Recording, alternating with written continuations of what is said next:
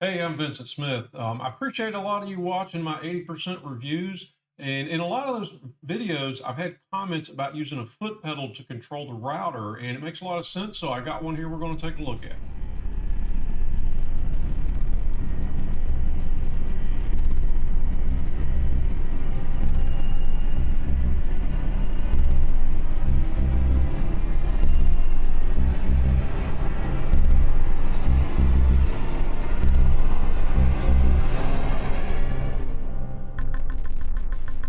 All right, so viewer Eric, E-R-I-C-K, sent me an email with some suggestions for foot pedals and cords and things, and I took them up on it, and I ordered them, and we got them here. We're going to take a look. There are links to both of these down in the comments down below. This is a TEMCO industrial foot pedal, and Eric strongly recommended this, and once I got it and took a look at it, I had this out of the box before I took a quick look at it.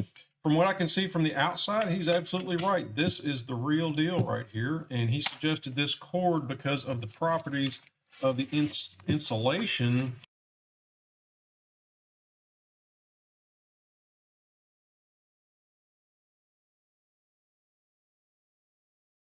This is TerraBloom. It's a 15-foot cord. It's a 14.3 all-weather cord. So we're actually going to, this cord's going to be somewhat sacrificial in this process, because one thing we're going to have to do here is we're going to have to cut it, because you can see this is not set up with an outlet where you plug one in and plug another one in here. We have to actually make some electrical connections inside this foot pedal, which, there's always going to be the legal disclaimer in these kinds of videos. Don't undertake this project if you don't have, say, the knowledge or the capabilities, or if this makes you nervous fooling around with electricity and wiring, don't do it. Take this to an electrician. You can find an electrician who will do this for you. So we're gonna open up the top of this.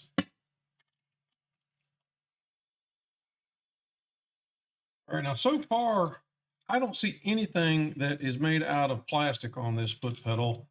I don't know if this is aluminum or a zinc casting, but either way, it's solid enough to do the job. The pedal itself is, like I said, either cast aluminum or maybe a zinc casting, but I really feel like this is a cast aluminum product. It does have a gasket. I'm not going to sit here and tell you this is a weatherproof item, but I'm going to tell you it has a gasket there that's going to keep some moisture and dust out of this. Now, all you've really got here is you've got a fulcrum down there that operates this piece of metal here that I guess there's a couple screws here, so I'm imagining you can adjust this somewhat, or maybe that's just the attachment to the shaft. There we go. So you can see down in here, that's the actual switch. This is the switch, and the switch sticks out down here. And the one issue he had was getting two of these cords through the, I guess you'd call this a stress relief connection. But this came with the foot pedal. I don't know if you saw me actually get it out of the box there, but you can see that it's not much bigger than this cord is. And you need to get two of these cords through there, because one needs to go to the wall, and then the other end would be where you plug in whatever you want to control with the foot pedal. So, and then this piece, this is kind of like a collet that this will cinch down on, and then this screws into the hole back here. So, and I do like, one reason I like this cord that Eric suggested is because there's 3 heads on it. Now, the total draw of whatever you're going to plug into this can't exceed the 15 amps that the cord is rated for. But if you plug in a router, they're like 7 amps at maximum draw.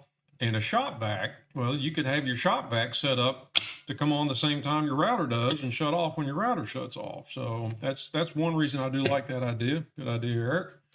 So what we're going to do is we're going to leave a long section of the cord to go to the wall. And here we go. We're going to leave a long section of the cord, so the bulk of the cord is going to be attached to the plug that goes to the outlet. And then we're going to leave, maybe about this much, was that about 1.5 feet of the cord attached to the receptacle end of the extension cord. So now most people would say, well, just cut it off. Well, you got to keep in mind, electricity goes in a loop. You don't need to cut all the wires inside here, because only one of the wires needs to be broken by the switch. so that only theoretically the hot wire, the black wire, is the wire that you need to cut. So you don't want to just cinch this in half. We do need to ground this fixture. There's a screw down in here to ground it. So we're going to need to ground this, which means we will need to cut the green wire, or at least strip it and fold it over and put a crimp connection on it to make that ground with. So the first thing we're going to need to do is just, you don't have to do this, but I always do when I'm wiring up something like this, these terminals are actually labeled common, normally open, and normally closed. I just always feel better about verifying that. So we're going to use, we have a meter here set on diode. So it's just going to beep. Yeah, let me just try to probe here. It's just going to beep whenever we close the connection. So we've got the meter set on the diode setting so that when you close the circuit, it makes a sound, so that the normally closed terminal from common, since the pedal is not depressed now, but the normally open will not close the circuit till you push this down. So that we need to connect the black wire to these two terminals right here. All right, so I got a little bit of supplies here that aren't in the list below, but you're going to need some crimp connectors. I can't remember, those are called spades or forks. I'm going to use one zip tie as a strain relief. We'll show you a little bit later on how we're going to use that. And a little bit of black tape won't hurt you. So I'm going to speed this video up and down and stop talking while I do some of this work so it doesn't take up all of your evening.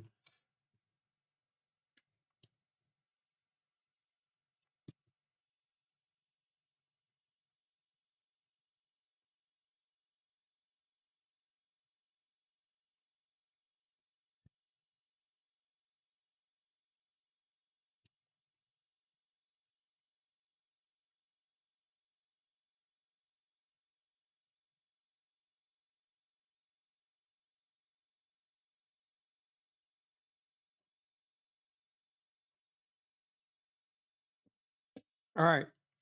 When you do that, use a very sharp knife, and you saw me bend the wire over and then just very carefully slice on top. What that does is it puts the insulation in tension, and then you don't have to cut all the way through. As soon as you get close to cutting through, it'll just spring apart on its own, because the last thing you want to do is damage the insulation on the wires that's inside this outer sheath of insulation.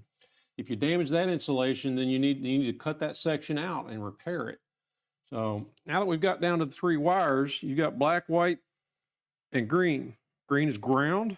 That's what we're going to attach to the chassis or the frame of the foot pedal itself. There's a screw down there and there's a screw right there. I think are both either, this one must be a strain relief, and I believe this screw back here is intended for the ground to attach to. So that's where the green wire is going to go. The white wire is called common. So that's where the electricity returns back to the plug or the breaker box. The black wire is what I call hot, or it's a leg. And that wire is the one that we're going to cut and attach to each of these two screws here. One side goes to each of the screws, because that's what interrupts the connection. I'm going to use a wire nut, and I actually have some 14 AWG stranded wire here. It's red, but it's going to do the job. Anybody doing this work, it's not like one end of this wire is a half a mile away from the other end of the wire. So we are going to cut the green wire, and we're going to strip off part of that at 14. And we're not going to do anything else with those quite yet. We're going to twist them up a little bit so we don't booger up the ends of the strands. Now the black wire is going to need roughly the same treatment.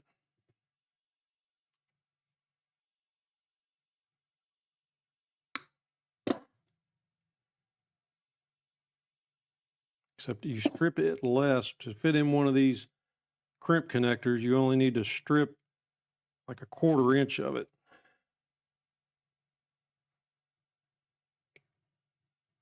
Now, this would be a better connection if we soldered it, but theoretically, these crimp connectors are rated to not need to be soldered.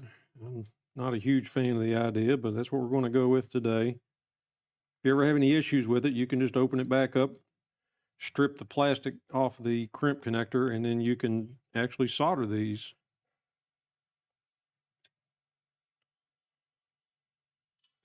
Now that we have the wires prepped, they have to go through this first. This is your strain relief we talked about. So maybe I should have done that before I put those crimp connectors on, but we'll make it work. We just feed one through at a time. I don't think it's going to be an issue. Now keep in mind, the white wire you don't need to do anything with. It just needs to stay intact. We get one of those crimps through at a time. We get our second ground wire in here. And then we do need to feed the white wire through the strain connector just to get it inside with everything else. And then now, right about there, you can see the issue.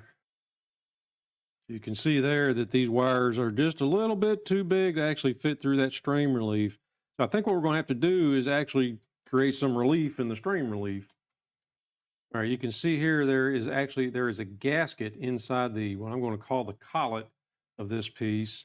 The intent here, I think, is if you use the right size cable to this foot switch, that it has some water resistance. I'm not going to be using this in a wet environment. If it's raining in my garage, I'm not going to be out here doing any work like this. The actual cap for this, you can see has a round hole, and what we're going to need to do is we're going to make this kind of an oblong shaped hole.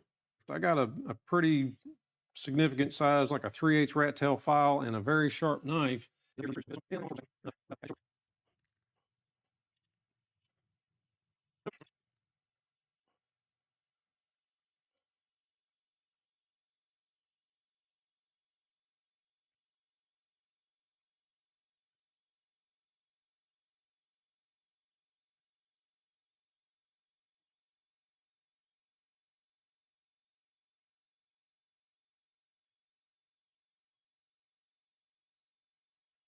All right, for anybody who's following along, I think this is going to be the right length.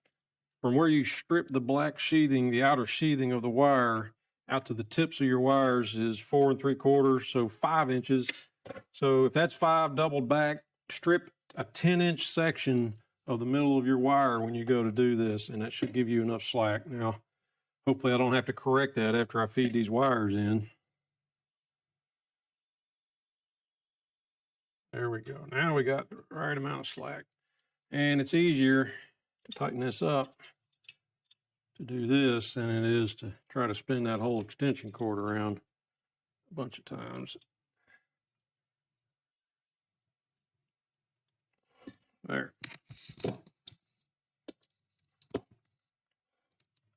Okay. Now we talked about a strain relief. Man, that's going to be a pain to do on this thing. And I may not actually be able to do it. See, if you're not able to actually put a strain relief on this setup, you just need to be very careful when you're using this that you don't impart a lot of strain to this connection. What I've done in the past in situations like this is put 5 turns of duct tape or so around the wire right there, and then cinch up a zip tie on it. Well, I can't get the black tape. I'm sorry, did I say duct tape? Electrical tape. Get your electrical tape in there and wrap about 5 turns around there. But I can't do that because of just the nature of this configuration. So I'm going to put a zip tie on these wires right where they come out of that of this port on the inside. I'm going to cinch that zip tie down on there pretty good after I've made all my connections. I want to make sure I don't have to take this apart one more time before I do that, because that would be just a little bit silly.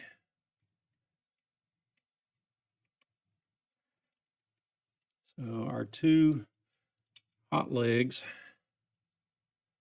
need to come up here in the switch.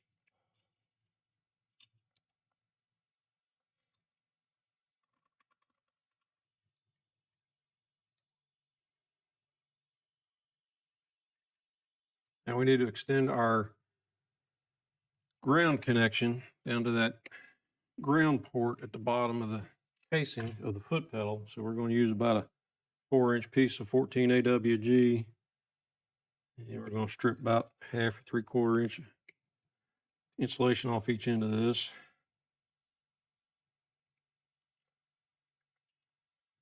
actually only one end. You're putting a crimp on the other end.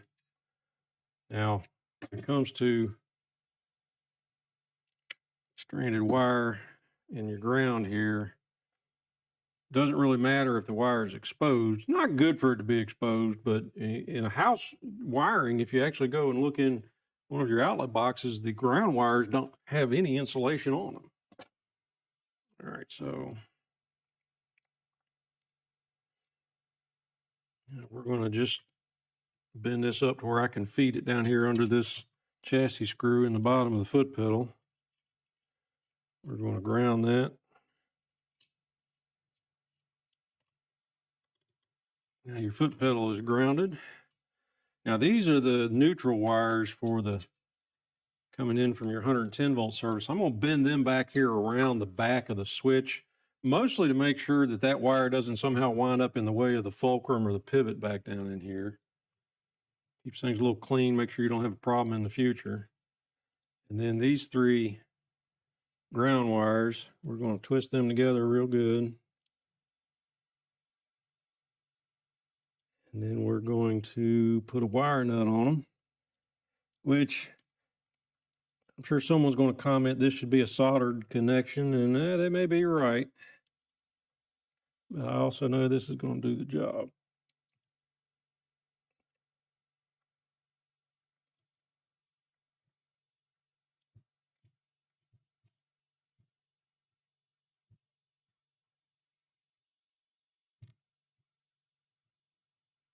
There you go.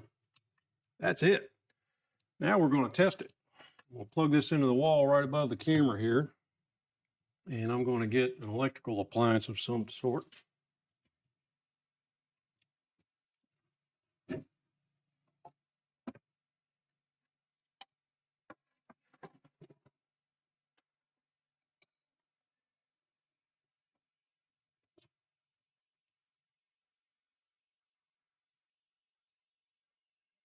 Let's open this back up a little bit, get a little more space. Camera view. These tools out of the way.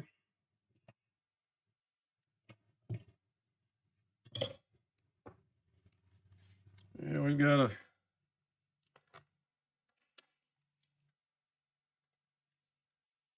We've got a 3/8 cordless drill here that you've seen me use a few times before on camera. I have no idea why I just plugged that in the wall. That was pretty stupid. So we have plugged the extension cord from the switch into the wall. And this is the, we'll call it the dongle or the stub coming out of there. And we're going to plug that right in. Now I'm going to squeeze the trigger on this.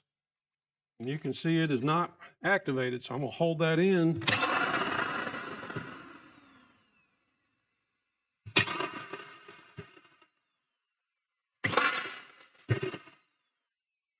There you go, works like a charm. You can also see, this is one of those cords that has an LED light in the plug.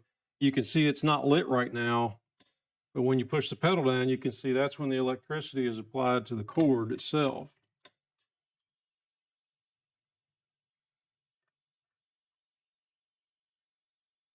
There.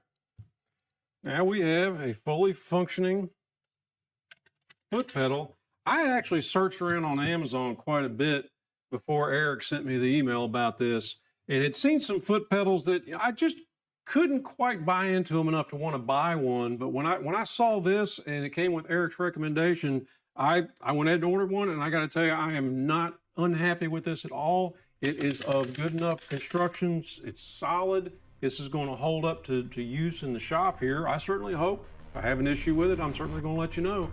Thank you for watching, folks. Catch you again soon.